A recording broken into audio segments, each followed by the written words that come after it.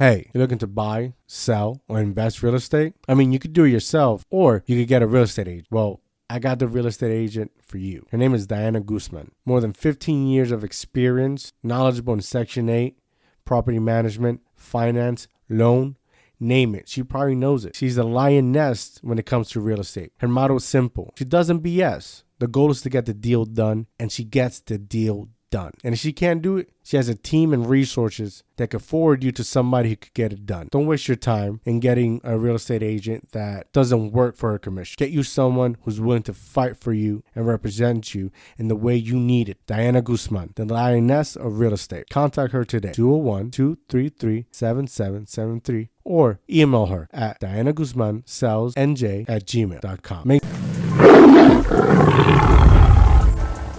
Welcome to the episode of DIOTALK. I'm Dio. Let's talk. My guest of the evening is a financial coach.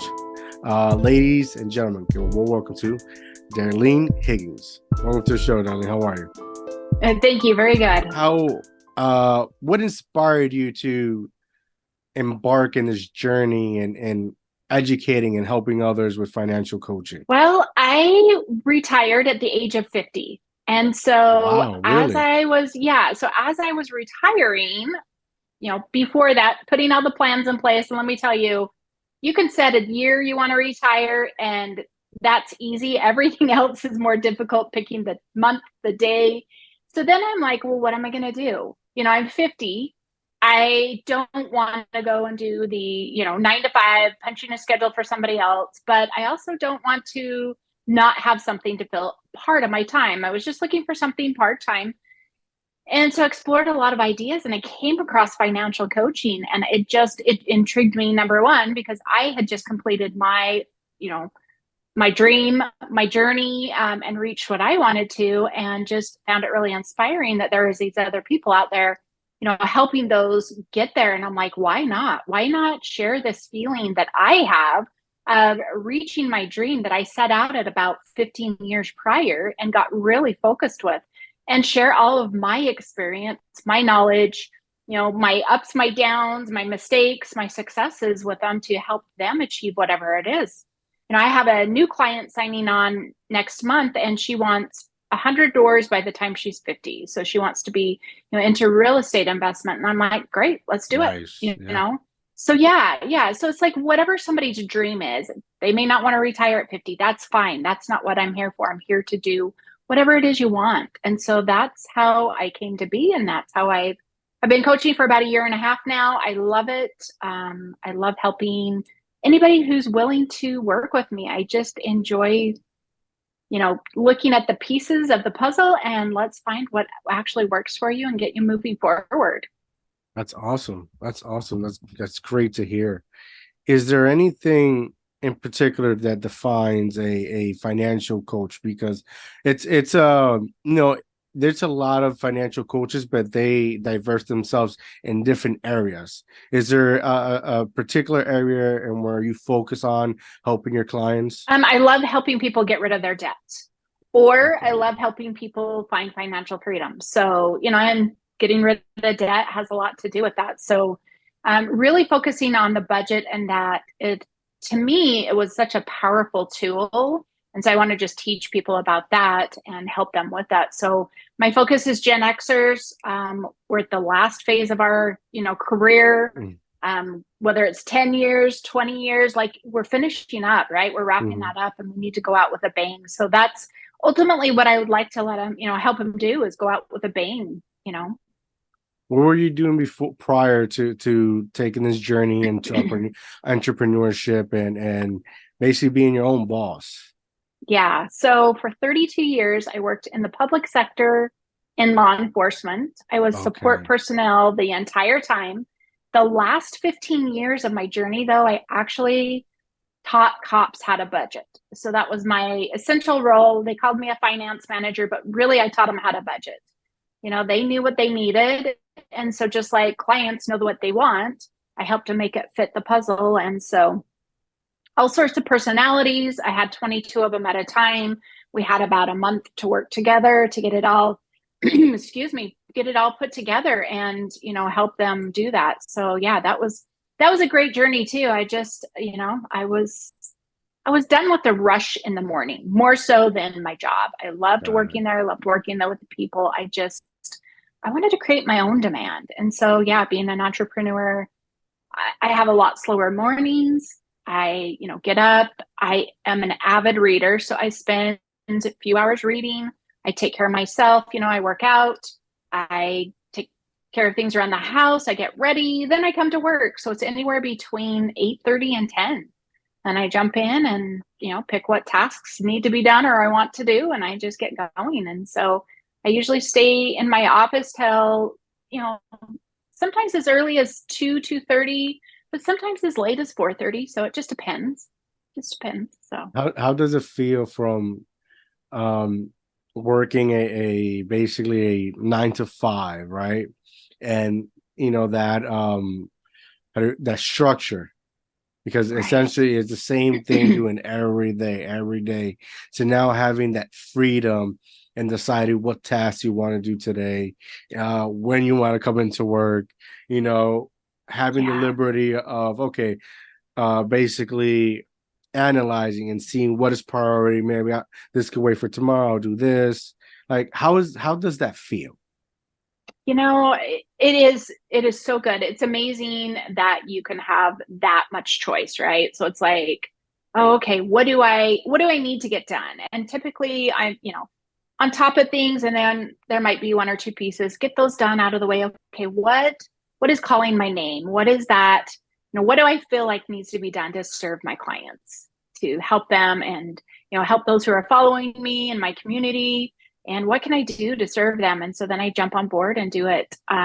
Where yeah, it's like the 9 to 5. It was like, okay, jump in. You have the structure. You come home, you're done. But like for this weekend, my daughter's coming to town, so it's like, okay, I got to get things wrapped up because she'll be here, and I'll make sure I, have everything tied up in a bow, and I can return back to work on Monday and enjoy the weekend with her.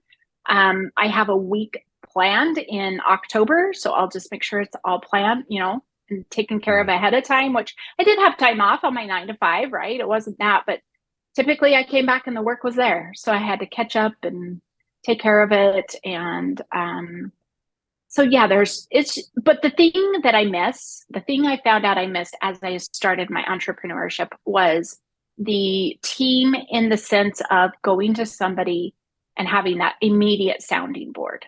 So it's like trying Mm. to find the replacement of that, right? Like nobody did what I did there, but yeah, I could still go talk to people and just get that, you know, vomit words, and then Yeah, they yeah. say what they hear, and then I'm like, oh yeah, so I do miss that. I don't have that. Actually, I do. I have a business bestie. We chat 3 times a week, so that is helpful. But it's just I It's not miss the that. same. Yeah, I miss that. Stepping out of my office and going and finding somebody and be like, okay, there's this, and this, and they'll. So yeah, so I do miss that. But overall, I absolutely love it. Going outside, or stopping, taking a break to make meals, or to, my sister comes on Mondays, visit with her for a few hours. It's just, there's so much freedom and so much, that I can change, that I can work around. So, Yeah, I get it. It's like it's essentially happens to me when I'm creating content for the podcast. What's next? You need somebody to feed off and digest yes, those ideas and concerns. Maybe there's something you're missing.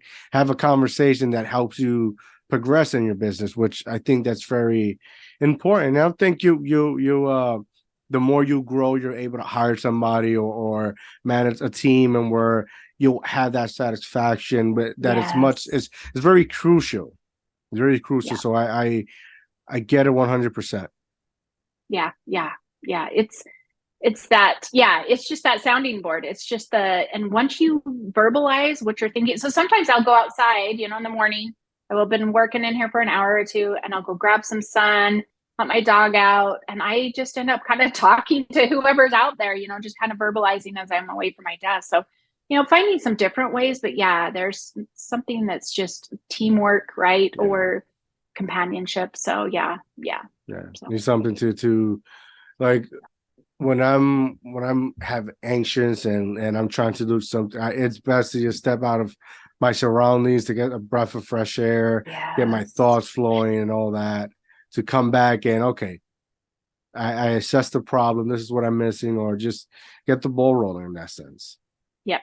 Yeah, exactly. I was working with a client back in spring and looking at his numbers at the very get-go, and I was just like, oh my gosh, Same. can I help him? Can I help him? Right. But the biggest key for me was to actually step away, let them simmer in a different way instead of just staring at them, and then go, okay, yep, I know what we need to do, you know? So yeah, it is crucial to step away sometimes and, you know, get a different scenery. And Yeah. yeah. When you get clients, is there a particular problem, an issue that always, like, it's a pattern, and where you're always falling into the same thing? Um, I really haven't seen it yet. Usually the thing I've learned with debt though, so they'll be like, I'm in debt. This client back in spring, he's like, my dad paid off my debt twice and I have it again. And he told me something's wrong. I gotta fix it. I said, well, let's take a look, you know? So really, when you start thinking about debt, it's not just because you're overspending, you know, it's not just because you want all of the things.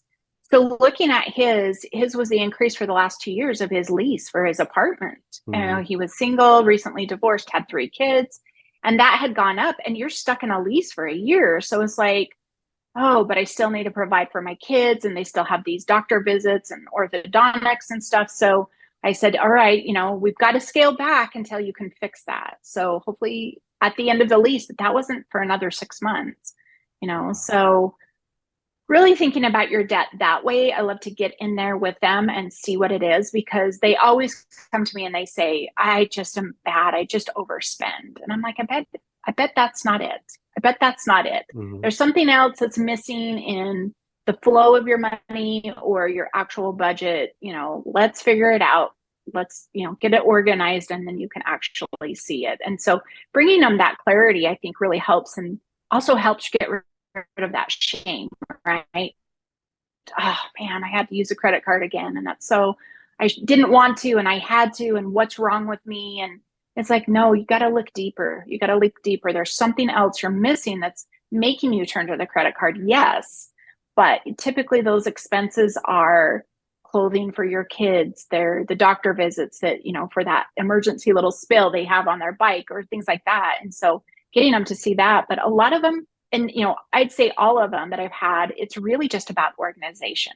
You know, Mm-hmm. this country does not do well in like presenting a basic budgeting class on here's how to organize your money and keep track of it.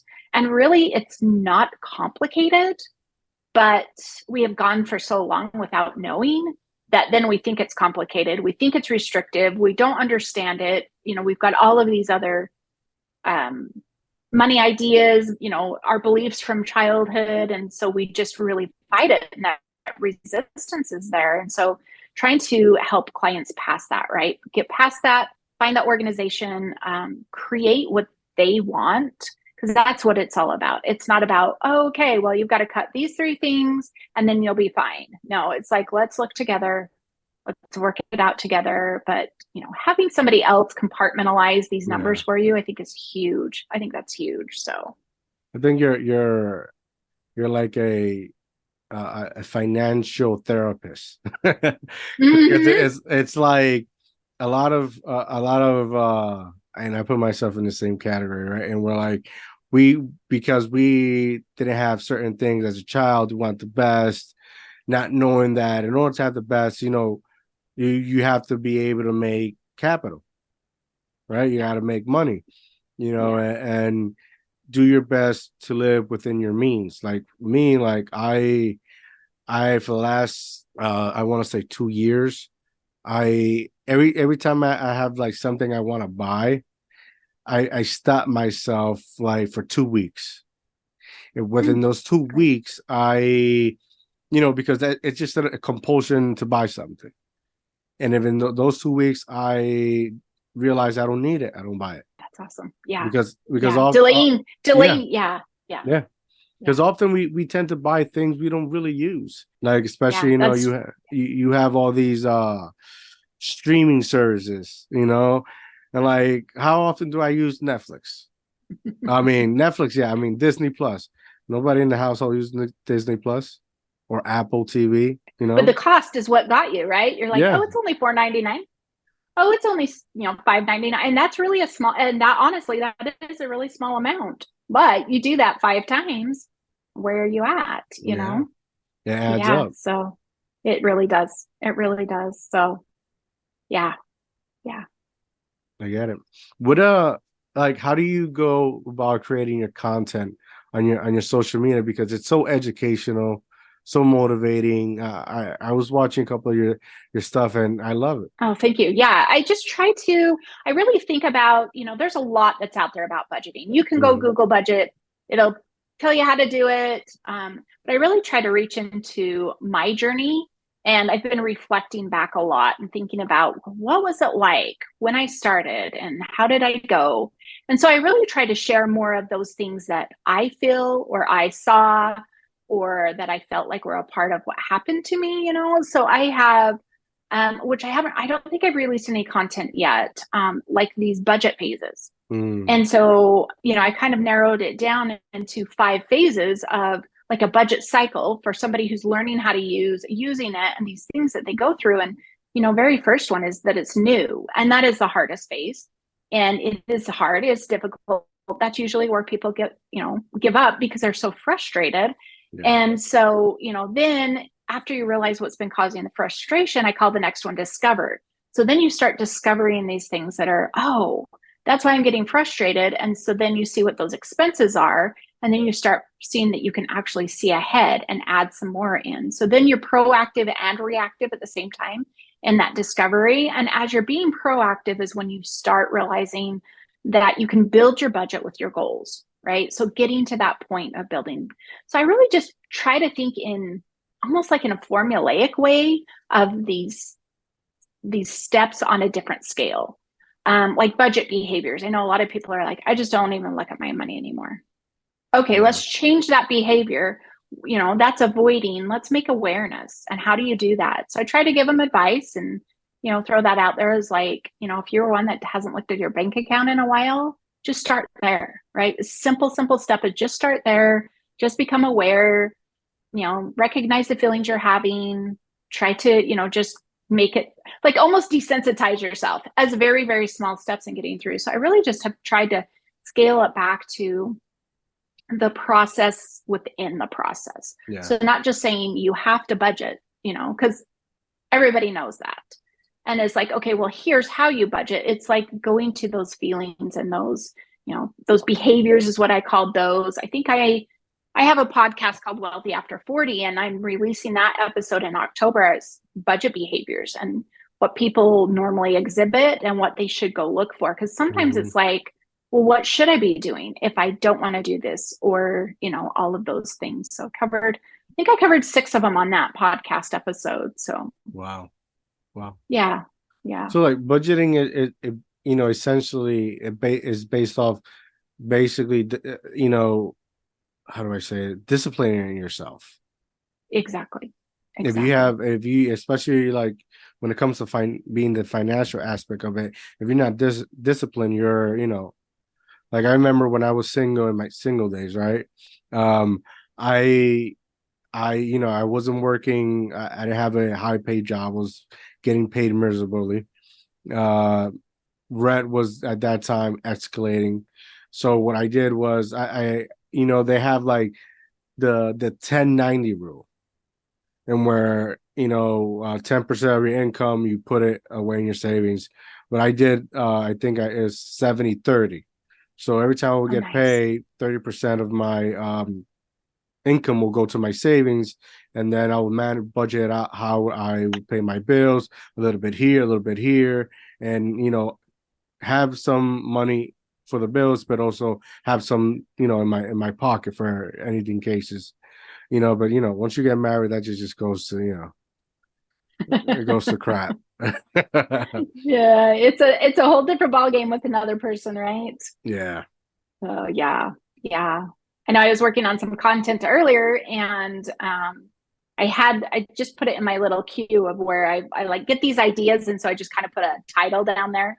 And I had titled it Income versus Expenses. And I'm like, oh yeah, I was thinking about that because I had just interviewed somebody for my podcast about side hustles, and it Mm-hmm. basically, so I'm like, oh, well, that's a budget, income versus expenses is what your budget is. Mm-hmm. So then I just kind of expanded on that. So, income, expenses, are you at zero or a negative or a positive? And what does that mean?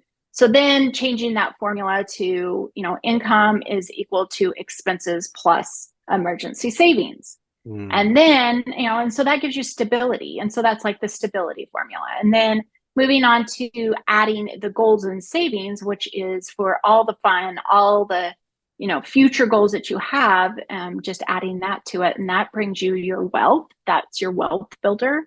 And so really it can be boiled down to just very simple formulas, but yeah, there's a whole lot more to it. So I try to also cover the whole lot more and trying to have people recognize what they're feeling, what they're seeing, what to expect, what they can do just in different ways. So, Got it. Have you been working with any small businesses? no, I have not yet. Have not yet. So, How do you set up monthly plans and we're like, okay, so they give you all their information, you walk over, you set it on a month-to-month basis, we break it down for them in order what they need to follow? kind of. So what we do is we look at their entire budget and we have them throw everything in there and we break it down. We do break it down to a month. And so all of their income, all of their expenses, we're having them look at home repairs, car repairs, vet bills, pet grooming, anything and everything you can think of, we put on there. And then we, get down to that number of whether it's a positive or a negative. And then we just start exploring. So then what I do to help them create a budget is I say, okay, here's 3 expense buckets. So I simplify the budgeting method for them as simple as here's your bills amount, here's your spending amount. This is what you spend your money on for fun, for entertainment, for groceries, for fuel, everything between your paydays. And then here's your savings. So most likely there's stuff left over. So automatically after session 1, they've got a savings stream already. And so then they learn to start looking at their money differently and they're able to see those 3 pots and know how to give and take from each of those. So Nice, nice. I started acting like I look at anything and everything that if it's for me to pay or come out of pocket, I look at it as an investment. Like somebody, they say that in order to be a good investor, like in stocks, you're supposed to invest in something that, works, changes or influence your culture around you. yes. So like when I'm about to pay something or buy something, I look at it as, is this going to benefit? Is this either going to make me money? It's going to be useful, or does it serve a purpose in my life? I love it. You know, I love like it. like a lot of people use like buy sneakers. So back in the day, I used to buy Jordans. I would keep them for 2 or 3 months, then flip them. Mm, Double the profit. I think I used to do that even when I was even like in my teens. But I love it. I look at them now, like even to buy myself a pair of sneakers, like I'm gonna buy this because I want to use them. So it's knowing your flexibility, how to invest, and managing your money. Yeah. Yeah. Yeah. And that's what, so whenever after that, we look at that, if there's some hardship, right? We're still in the negative. I always have them start like thinking of their expenses as what are your top 3 expenses? What do and I'm not talking your bills or anything like that. I'm talking about your extras. What 3 do you value most that you're like, those 3 need to stay in my budget? And then I'm like, what 3 could you care less? What 3 could you care less about? That kind of gives them perspective as to, oh, you know what? Really, those 3, I could let those go and I could be just fine. So I always advise people. So even that client that I had back in the spring, and we really had to strip his budget down, which I don't like to do, but we had to just to stop the leak and get him moving forward and stuff. But I always leave an element of fun in there. I believe that is so important. So when I was reaching out to him, I'm like, you get one thing for fun, and you get to choose, and then we'll make everything else work around it. And so he chose his Apple Music because he's like, that's for my mental health. that I go and work out to. And, it served a purpose in many areas of his life for good. And so recognizing that is like, okay, is that fun? It's a little more than fun, but yet we all have to have that, right? We have to have our outlet, and that keeps Yes, us yes, going. And yes. so, yeah, so I believe that's so, so important to make sure that is included. So, Is there one when you work with your clients, is there one thing that you realize they don't need and it's hard for them to let go? um, they've all been surprising so far, especially some people are like, oh yeah, I do eat out too much. I really need to watch that. But yet with that comes a whole another gamut. I'm working long, I've got the kid working out with the kids or whatever it is. But I don't ever say, oh, well, look at this. We just kind of look at the totality of it, Mm, bring awareness to all the numbers, and then they actually get to make the shift. They actually get to make the changes. So, you know, God. There's so much when it comes to financial. Things have changed drastically. Like there's a subscription for everything. yeah, For everything. I yeah, remember even music at one point was free. Or they had certain platforms and then the ads were there, but it wasn't so overwhelming or saturated. right, right. Yeah, Like you got Uber Eats and we're pay 10 months for free delivery. And when you look at your receipt, it feels like you're paying even more. You're supposed to have at least wiggle room or discount. And because of yeah, everything is so, how do you say it, has gone up. Like yeah, it's like yeah. does it really make sense anymore? Right, right. Inflation is so, yeah, it's such a huge impact. And I don't think a lot of people understand like economics, right? I mean, nobody wants to study economics. I had my undergrad was in accounting. So when I went to graduation, the key speaker was an economics professor. I'll tell you what, I was bored out of my mind. And I did have a Mm, couple of classes of economics. But learning, like, I think if they kept it more, like learning about this cycle of the up and the down. So mm, right now, yeah, we're headed into where inflation is happening, costs are going up, so interest rates have to go up, right? And I know people are hating that. They're like, why, because they've been so low for so long, but yet it's curbing that spending, which is going to force those prices to come down. And it's just what historically has to happen. So I was on a speaking the other day, and the kid's like, well, what's a good interest rate for a house? And I'm like, it depends. I mm. mean, you can't wait it out, right? We're at 7.75 right now, which is less than what I paid for my first house. And so back in the 90s, I paid 10% for my loan on my home. But the difference you guys have right now, as opposed to what I had then, is definitely the cost of the house. So, they're getting caught up in the interest rates, but it's actually the cost of the house that needs to drop. And I don't know. And so that's really that interest rate, because it lowers your purchasing power. And so Right. having that starts the shift. And so, it's like, okay, what do we do? What do we do? And, that's why like you were saying, 30% set aside, that gives you wiggle room for inflation, right? My daughter, Mm. she's like, Mom, I used to only pay $50 a week for groceries, and now for the same stuff, it's 75. And I said, yes, welcome to inflation. And then last month I got my bill for my natural gas for my house went up $60 a month. And so Wow. it trickles through. Yeah. And it'll trickle through, and it's not immediate with our wages as they increase, right? Sometimes that's a delay. And so you have to wait for that. So making sure you have some money set aside to be able to wiggle room with those changes that are going to happen. We just don't know when.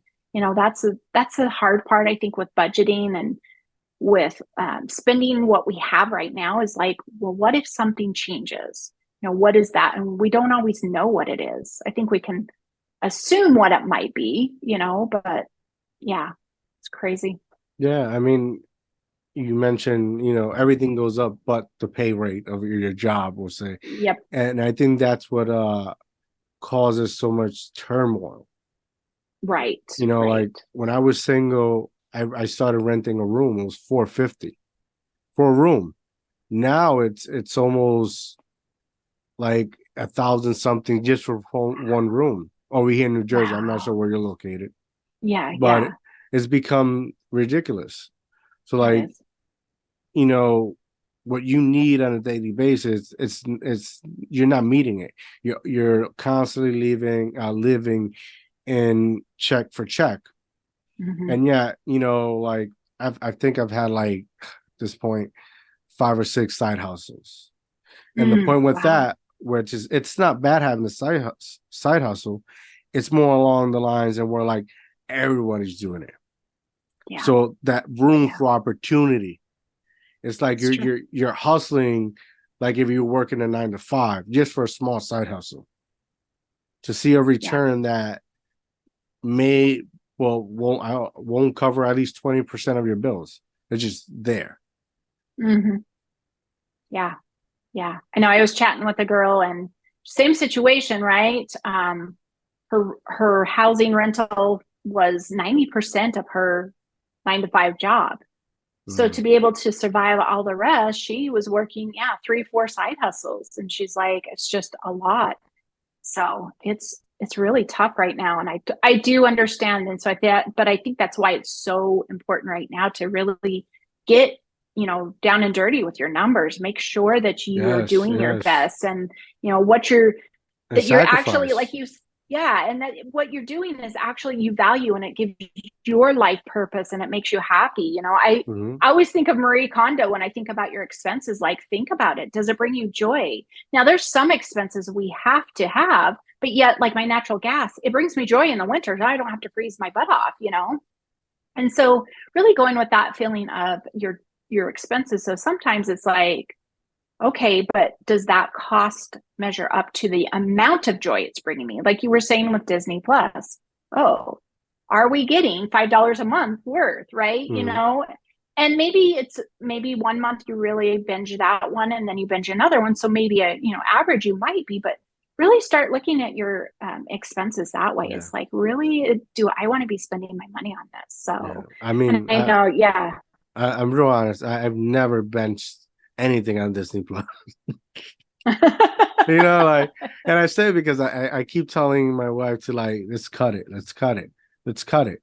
And but the kids, but nobody watches it. I think at one point I was driving Uber and Lyft, and that's for I was never a big numbers person and understanding it, but I think when I started doing Lyft one time, that I start breaking down, and we're like, okay, how can I make a profit out of that?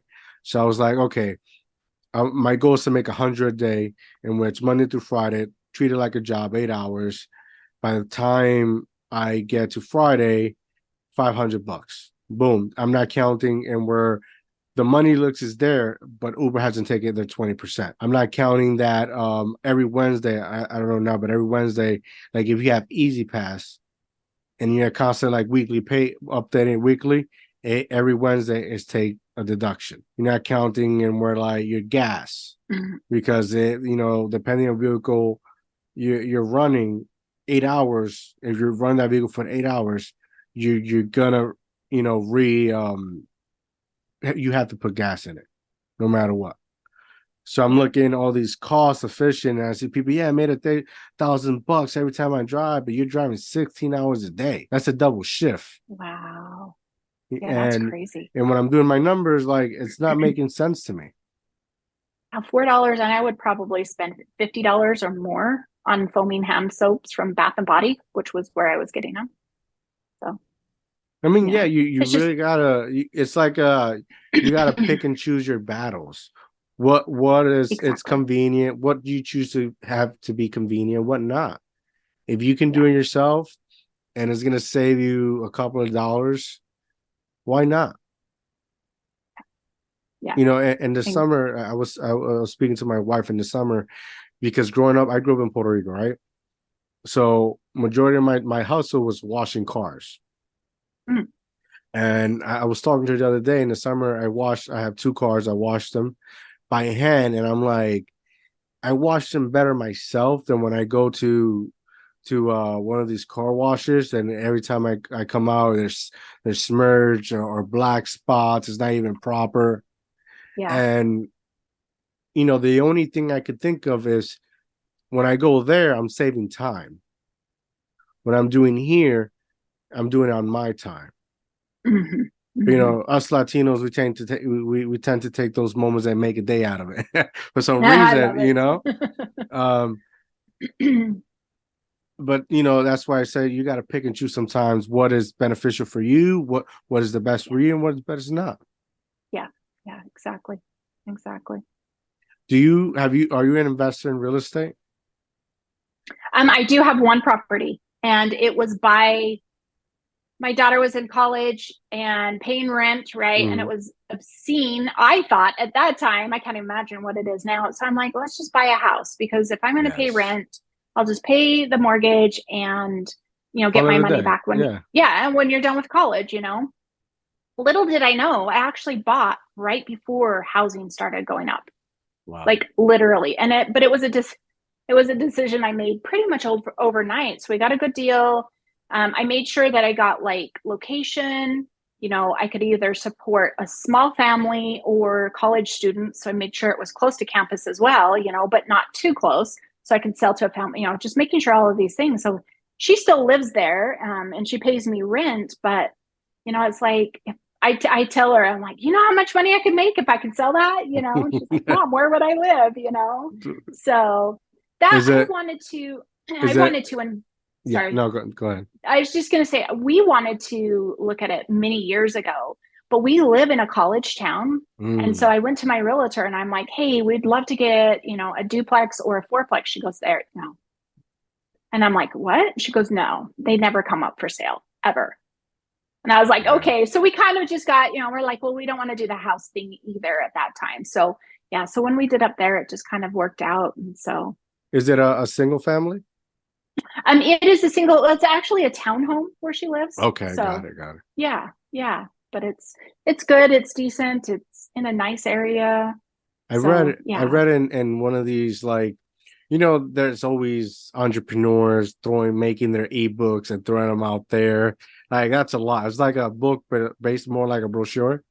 And Oh yeah. I found something so interesting where like, and this is me reading so many brochure books, right? And where a single family home, if you rent it out, it will be better maintained. Money will constantly be coming in because it's so personal rather than you Mm. get like a 2 to 3 family homes and it's a nightmare. Like my wife's a real estate agent and we're constantly working with investors, first time home buyers, sellers. And I found there's one property that we're selling now that we actually, a client of ours just put a bid to buy it. It's a one single family home and we had like 33 offers on that first day. Oh my And in the gosh. open house, my wife got all the numbers and you know she had to call one by one, talk to them, and they all came out with the same thing. And we're like, well, we'll buy this family's single family and we rent it out. It won't be the same income from a 3 family home, but it'll be well maintained and money will be more flowing than if we Hmm. did a big thing and it's always constantly drama. Wow. That makes sense. Yeah, that makes sense though. Do you have like, is there one thing in particular your clients always reach out? Hey, I need help with this because I want have this invest in real estate or buy a property or in a business, or is there something always in particular that they reach Yeah, out? it's either they want to do real estate, or they're really at the cusp of retirement and they have Mhm. never looked at it and they're like, what do I need to do? And am I going to be okay? Type of thing. So, and the other thing is I've helped a lot of divorcees at different ages, and just That's whether it's tough. new to them or a new situation. So I had a lady who was almost 60, recently divorced, hadn't managed Wow. money since early marriage, so getting her back on with that. The other divorcee was in spring, lots of debt, but he was also like living in that scarcity mindset. So I had to help him through that to actually see like, oh, I need to go find promotion and I can be considered for a promotion, and doing those types of things. And then the other one is, the single mom. She doesn't get any child support. She's trying to make it three Yes. boys, and it's just like, and she is really career-wise trying to advance herself. So she's got student loans as well. So, really it's like the divorcees, they're just trying to make it. They're just trying to make it. So Yeah. I really like helping them to be able to, number one, realize that it's going to be okay and that money doesn't need to be a worry anymore. Like, let's make the money ease and flow while you try to deal with everything else, right? So, Yeah, it's tough. It's tough. Especially in this economy, like the jobs, the employment,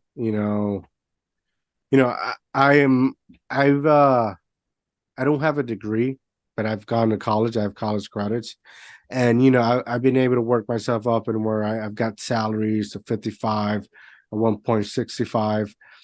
And I look at the market now and it's just I can't find anything if I choose to go back to work or even find a side hustle. wow. It's so, and I'm not sure it's because I live in I don't want to say the inner city, but I'm like 20 minutes from New York. So it's Mm, constantly, right now it's a big thing that people from New York are migrating into where I'm at, and they're, pushing all the old uh residents and bringing new people, and it's constantly development, it's getting bigger, and it just the market right now is so unstable in opportunity mm-hmm, that even you mm-hmm. trying to create a side hustle, a side business, it's not enough. Yeah, it's crazy. And the sad thing is, and I don't want to be a doomsdayer either, but I think it's going to get worse before it gets better.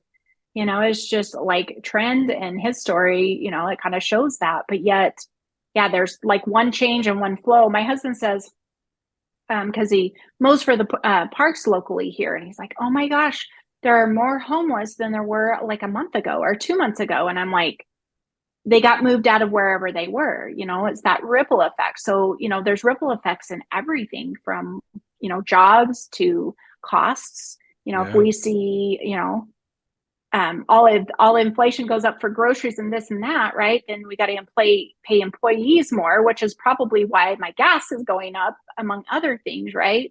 And there's that trickle effect. Is just like, but how long before we get done with everybody raising?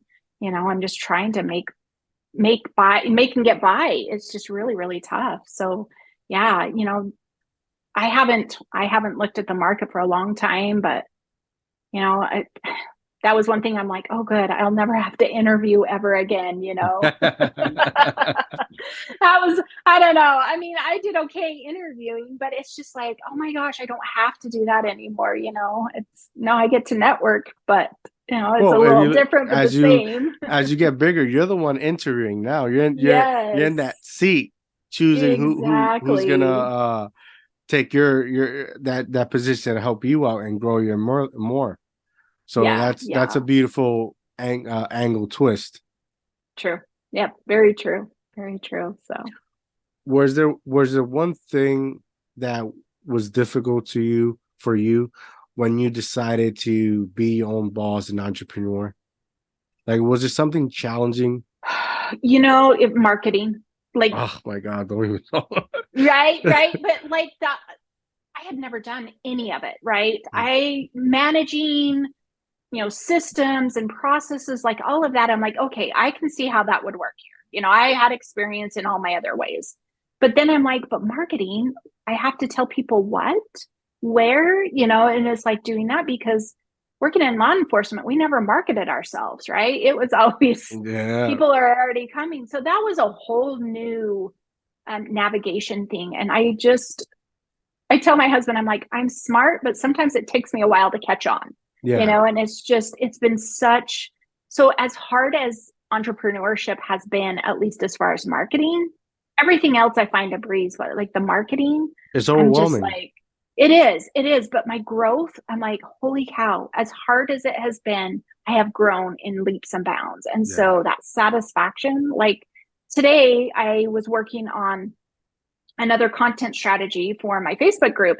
And I've been trying this 2, 3 different times. And I'm like, for finally today, I don't know, the light bulb went off because I saw a different training. And it was like, oh, okay, that makes life so much easier. And it's like trying to find these puzzle pieces for me and put them together. And so, so Yeah. hiring coaches for me has been huge. Initially, I did the SCORE, which is a national network of mentors. And so I just chatted with a guy who was, had been successful in his business and stuff. But I was kind of like, well, what is he going to know? Because Yeah. he was not a financial coach, but he was still in the finance market and stuff. But he was so helpful, so spot on for everything. So it was so good. It was so good. But I'll tell you, you've had a better experience than me. I've reached out to coaches, marketing, and I end up like having this conversation with them, and they're like, they're asking me for advice and oh how to do certain things. wow, I'm like, yeah, but you're like, I paid you to help me, yeah, And yeah. so it's like marketing is something, and I refuse to market for, and if I did, it wasn't something drastic. I Mm, refused because I was like, I had this impression, and we're like, if my quality is good, it's gonna go out there. I want to know, because there's a lot of how do I say this? There's a lot of fricklers out there, you know, mhm, that mhm. talk a big game, and I just refuse to.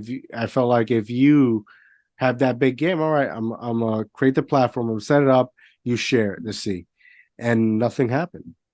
Yeah, yeah, So, past, I want to say 2 months, I've been advertising, but I pay somebody else to do it for me because it's just creating an idea, templates, a whole promo kit. That's too, it burns me out after a while figuring it out. yeah, yeah. It really does. I know I had a what was she calling herself? She was a marketing coach, but I can't remember. She specialized something.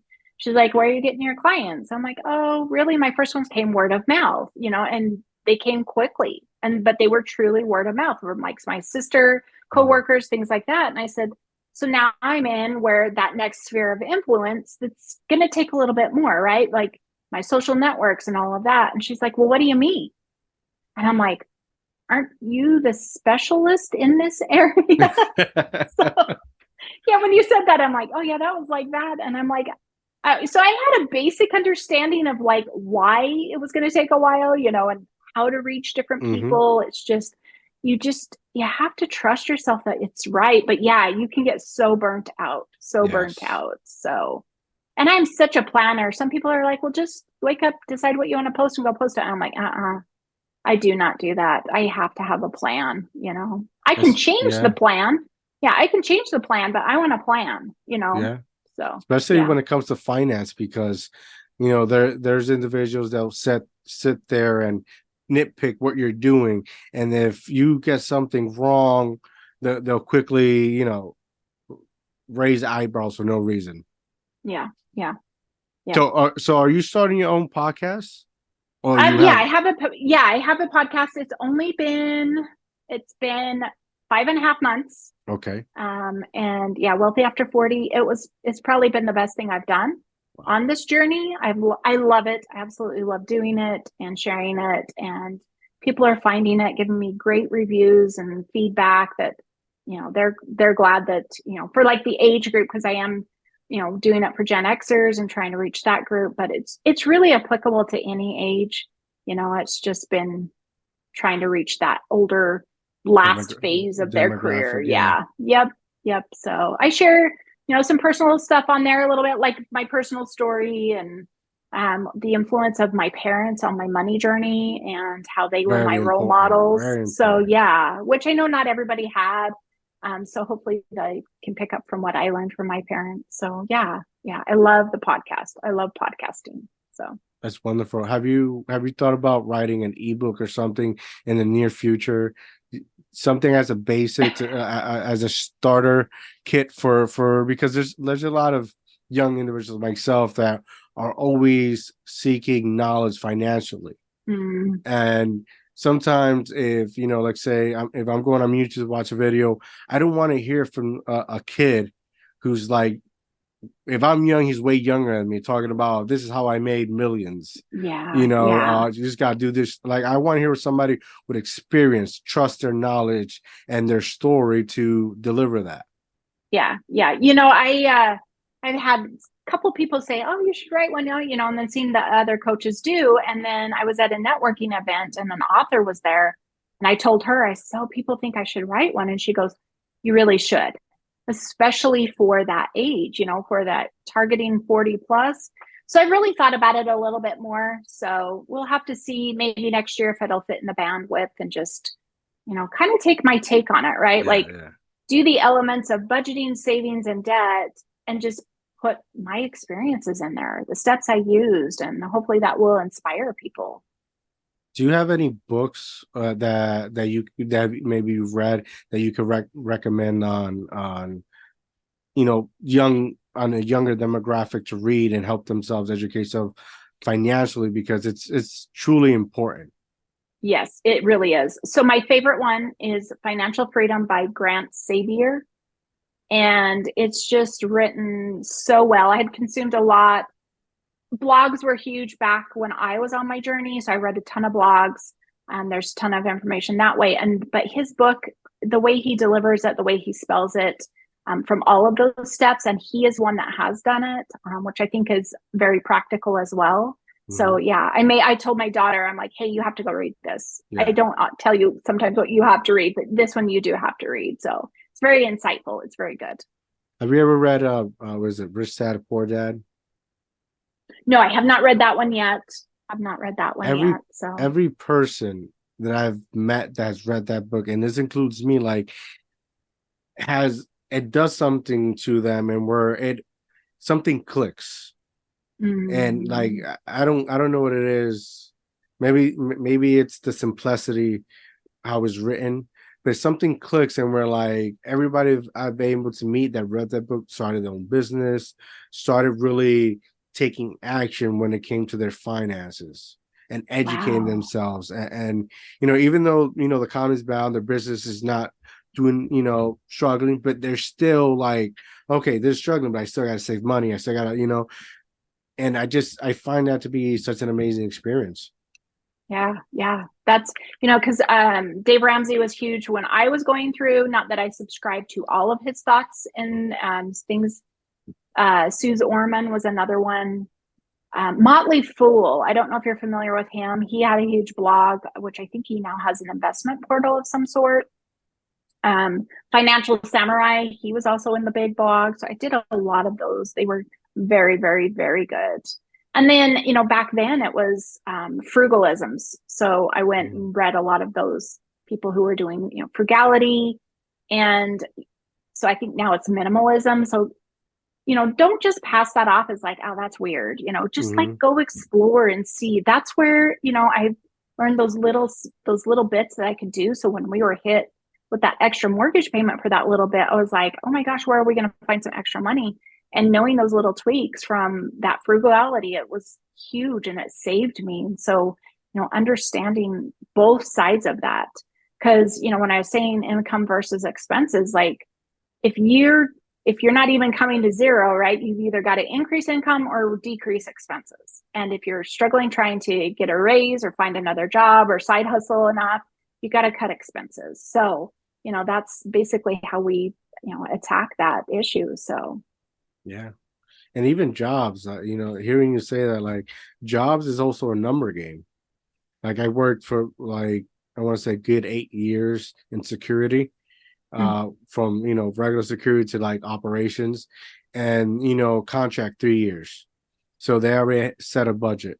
Like, if you're hired, you're not going to get a raise until either this contract is renegotiated and give some type of incentive, or you just gotta have to look for another job. So, like, it's really realistic what you're saying. yeah, yeah. So it's I Tuesday's episode on my podcast was a gal who found a side hustle called focus groups. And she's staying at home with her kids, but she's like, I wanted to be able to bring in some money, but still be present. She's making $1,000 a month off of that. And she's not spending a whole heck of a lot of time. So I'm like, good for you. Good for Yeah. you. So yeah. So I'd like to, bring on my podcast, not only people who can tell you how to work with finances, but increasing that income. And so the next guest I have in 2 weeks, Hers is about salary negotiations and how to go in and ask for it. And then if they tell Yes. you no, what your return is. And it's like knowing that and having that. I was fortunate enough in my career that we had set pay raises, it was just standard. And Yeah. so that idea of it not being there is just so foreign to me. And so knowing that and having that skill and, is so, so, so important as well. Yeah. I remember the first time, so proud of myself. I'm not gonna lie to you. I was able to negotiate my salary and understand my position. Like I'm not a big chess player, even though I'm a real fan of it. And Mm-hmm. working because I dislike working in places and where I don't see myself going up. I like to progress in what I'm doing. Mm-hmm. So every time I remember one time I had like 13 interviews in 1 month. That's how hard I was going to find some type of progress. And I negotiated myself from like a $15 deal, an hour salary, right? Not even salary, just hourly, to 52,000 a year. And it's because they needed new people and they needed a manager. Contract was about to expire. They weren't happy with the manager. And I saw my opportunity. I'm Latino, and I'm able to speak Spanish and English very well, Yeah. write and read. And I saw my opportunity. Not a lot of people can do that. And I went from making, I don't think it was 15, it was like 14, 13. And I had to drive like an hour a day for an part-time job. So that's something I preach when they ask me questions. That's very important. You got to know your value, you understand your potential. Yeah. Yep. Yep. Exactly. Exactly. Is it very important for you? Like, were you able to do your best and instill the value of saving money and the because it's as a parent, sometimes children just are like, yeah, whatever you say, mom, yeah, yeah, yeah. It comes one ear and out the other. Were you able to find some accomplishment with that? Yes, like my daughter is really good. I have to tell her it's okay to spend her money. So she's really good at saving. She bought her first quote new car. It wasn't brand new, right? But she called me for 2, 3 months in a row. I shouldn't have bought this car. It's like because she had to give up her money and she's very much like, and I'm like, you'll be fine. You have to have a car. And, you did what you did. We did homework. We did, she had me help her in trying to find it. And it was her, in a sense, her dream car. She's Hmm. like, but if I don't do it now, I don't think I'm going to ever be able Yeah. to do it. So, recognizing that, understanding that, getting the best deal. In fact, she just texted me right before I jumped on with you, and she's like, "Hey, I made this much money in my high yield savings account." So she's very much, like, "Okay, we've got this. It's growing. I can see it." She purchased so her dad is a car fixer upper. Oh, got it. Yeah, yeah. So like he buys them cheap, fixes them up. Perfect, no, but a lot better than they were. And then he sells them. So he's flipping cars in a sense, right? So she's learned how to do that. So she bought her a Good for 79. her. Yeah, Rock she bought her a on. Yeah. 79 Datsun about a year ago. I think she paid 2,500 for it, 3,000 for it. Like looking on it now, she's trying to find it in her to sell it. She needs to sell it. She knows she does, but she's like, but I just love it. I just love it. And she could sell it for $8,000 or $10,000. Wow. And she didn't put a whole, maybe a couple thousand in it, maybe a couple thousand in it. So, Take two or three things there and make it look pretty. yeah, Yeah, yep, that's sometimes, yep, the cars like that just need some TLC. exactly, exactly. So she's like, I don't want to let it go. And I'm like, you'll have another one. You'll have another one. Yeah. So, yeah, so she does. So she's like, well, if I get it, then that can go in my savings. And, she's always thinking ahead, always planning ahead. And, I think it's just, you really just need to like almost show your kids as well as talk Yes. instead Yeah. of lecture, Yes. and Yes. so I always made it open. We did cash envelopes way back on our early journey, and so she saw that, she asked about it, I shared about it, and then she was in band, and she comes home and she goes, I need $150 tomorrow for band, and I'm like, excuse me, what? you know so I'm like, well, let's go to the cash envelope. So we dug through them, and there was more than enough to cover for what she needed. And so she saw that, she saw how being prepared even in that physical sense of like, okay, yeah, I can see that and I need to do that. So I did luck out. She's a good girl. So Good for you. Good for you. yeah, Take, yeah, one small win and the parent, right? exactly, Because it's not easy, exactly. especially like in this generation, everything is fashion, everything is like advertising. Like if advertising was a stock, it keeps going up because it does its job. It's meant to sell you something, and it's doing that right now in this market. Yeah, yeah, yeah, yeah. Um, where can we find your podcast? Yeah, so it's on pretty much every listening platform, and it's called Wealthy After 40. So yeah, about 27 episodes now into it. Nice. Yeah, there's a lot of variety out there, a lot of different guests. I've tried to make sure, we got some variety there. So yeah, go look that up on, Apple, Spotify, iHeart. My top two are Apple and iHeart, but I host on Spotify. So any one of those, and I know it's on Amazon as well, and Audible, and so wherever you get your podcasts. Boom. Before we go, please tell everyone where they can find you at. Yes, so Instagram at elevate_finances. I share, like you were saying, tips, information. And then if you want to join a group, you want more support, all things personal finance in my Facebook group, I'd love to have you join there as well. If they're trying to find your services, how would they contact you? Through there as well? They can through there as well, or visit my website at www.elevatefinances.us, and all my information's on there as well. Boom, there you have it, ladies and gentlemen. Go support her, first of all. Go check out her amazing content on Instagram. Go listen to her amazing podcast as well. I'm definitely going to do the same thing because we all need that financial guidance and assistance to overcome this turmoil we're going in this industry right now. Make sure to go on YouTube. Go follow me at DIOTALK TV. Go follow me on Instagram. Mr. Dreams Bartender. I'm out, guys. Have a good night.